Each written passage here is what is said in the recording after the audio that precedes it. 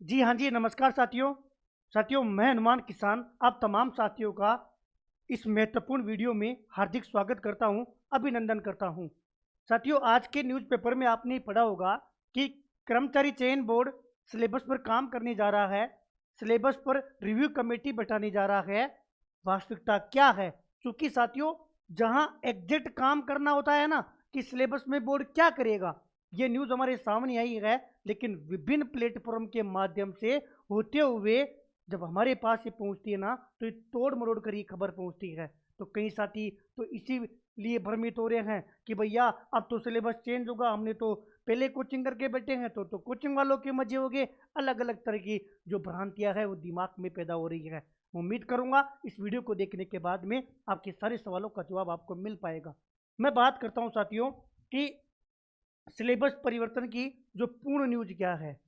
हकीकत में जो पिछली 3-4 भर्तियां हैं, उन भर्तियों के बाद में बोर्ड के सामने एक बड़ी समस्या आ रही है, विसंगतियों वाली। अब वो विसंगतियां कैसे? एक तो ये कि पेपर सेटर को वो केवल सिलेबस का पेज पकड़ाते हैं। अब सिलेबस का पेज पकड़ाते हैं तो पेपर सेटर के दिमाग में भी उस समय पता नहीं क्या क्या चलता रहता है। एक पेपर सेटर होता नहीं है। जैसे पशु परिचारक में डाल दिया कि गणित पूछी जाएगी, अब केवल गणित लिख दिया। अब गणित में बालक क्या समझे कि अर्थमेटिक आएगा, अर्थमेटिक में भी कौन कौन सा पार्ट आएगा, कि एडवांस आएगा तो एडवांस में भी क्या क्या पूछा जाएगा, कोई पता नहीं है। तो फिर वो पेपर सेटर अपने अकॉर्डिंग प्रश्न देता है, और प्रश्न देता है तो वो कोशिश करता है कि मेरा प्रश्न अलौकिक हो। और जब वो प्रश्न देता है तो यहीं से वो पॉइंट क्रिएट होता है जहां से भर्ती विवाद में जाना उत्पन्न होती है। फिर प्री पे आंसर की आवेगी, फिर मेन आंसर की आवेगी, फिर कोर्ट कचहरी जाएगा। और बोर्ड भी इस चीज से तब परेशान होता है जब कोई सही प्रश्न गलत मान लिया जाए, बच्चा कोर्ट में पहुंच जाए। जब बच्चा खड़ा होता है ना, कोर्ट जवाब मांगता है, बोर्ड से जवाब नहीं लगता, तो बोर्ड परेशानी में आता है। इस प्रकार की समस्याओं को मद्देनजर रखते हुए पीटीआई वाला पेपर था, उसमें भी आई थी। लाइब्रेरियन वाला पेपर था, उसमें भी आई थी। कंप्यूटर अनुदेशक वाला पेपर था, उसमें भी आई थी। पुस्तकालय वाला, सॉरी, पुस्तकालय लाइब्रेरी वाला हो गया, प्रयोगशाला सहायक में भी आई थी, और अध्यापक भर्ती में भी आई थी। जब 6-6, 7-7 पेपर कंटिन्यू बोर्ड इस चीज़ों का सामना कर रहा है, तो बोर्ड निश्चित तौर पर इस पर कुछ ना कुछ फैसला लेना बनता था। एक चीज और थी कि सिलेबस में बदलाव करने का अधिकार बोर्ड के पास नहीं है।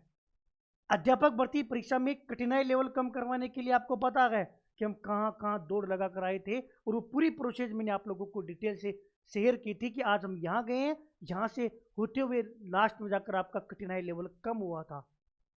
अब बोर्ड ये चाहता है कि अगर हम सिलेबस में डालें ना, तो हम गणित में साथ साथ उसके अंक भार भी बताएं कि गणित इस पेपर में 2 नंबर की है, 5 नंबर की है, 10 नंबर की है। और साथ में हम वो टॉपिक भी दें कि कौन कौन से टॉपिक से ही प्रश्न पूछेंगे।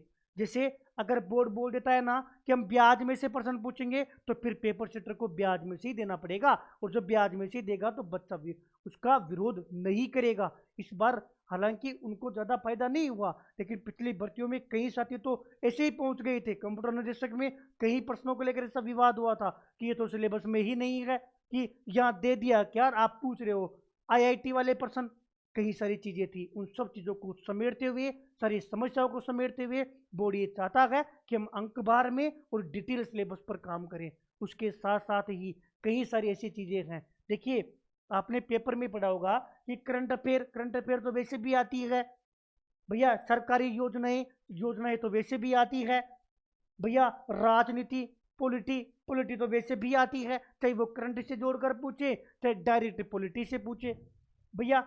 ईडब्ल्यूएस भैया, आपदा प्रबंधन भैया, प्रशासनिक व्यवस्था पूछता है सर।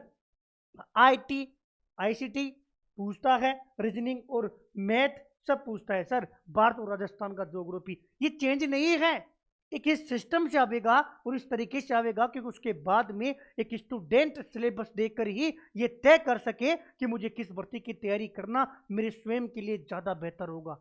जब सिलेबस सामने होगा, डिटेल से सामने होगा, तो आप कई प्रकार की समस्याओं से खुद ही निदान पालोगे। इसलिए इस चीज को नेगेटिव नहीं लेकर पॉजिटिव ले, स्वीकार करे और स्वागत करे और धन्यवाद दे श्रीमान आलोक राज जी को, आरएसएस बी को, कि इस बार इस समस्या का समाधान स्वतः हो रहा है। और इसी मांग को लेकर हम पहले भी कई बार जब मैं सिस्टम में था ना, खूब कोशिश की थी, लेकिन कई लोगों ने जानबूझ के नहीं होने दी। जब धीरे धीरे सारी समस्या ही हल हो जाएगी ना, तो हमें किसी प्रकार की भ्रांतियों का शिकार नहीं होना पड़ेगा। तो ये सिलेबस बदल रहा है, ये न्यूज़ गलत है। सिलेबस में सुधार हो रहा है, ये बात सही है। सिलेबस और बढ़िया तरीके से हमारे सामने आने वाला है, ये चीज़ सही है। चाहे भर्ती कोई से भी हो, तमाम भर्तियां जो आरएसएस भी लेगा, उसकी विसंगतियां दूर होकर अच्छा सिलेबस हमारे सामने होगा। जब आरएसएस भी करेगा ना, तो इस बेस पर फिर आरपीएससी को भी करना पड़ेगा। देखिए, एक एग्जाम्पल देता हूँ। हाल ही में वरिष्ठ अध्यापक गणित का जो पेपर हुआ था ना,